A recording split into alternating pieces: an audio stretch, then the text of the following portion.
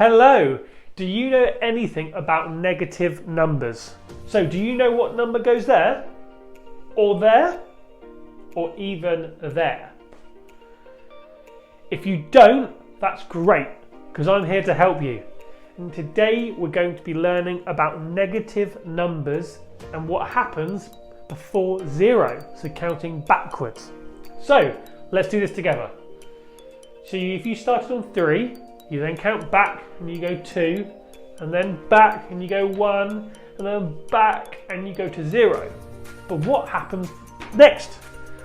What you do is you put this little symbol here, which you say as minus. So you go minus, but then it goes back up. So it starts from 1, and then 2, 3, 4, 5. So it would now go minus 1. So the numbers go 3, 2, 1, 0, minus 1. Let's use that information to answer the next one. So 2, 1, 0. What number goes here? That's it. It is minus 1. And then it keeps going. Minus 2. And then finally minus 3. Let's do the next one, the final sequence.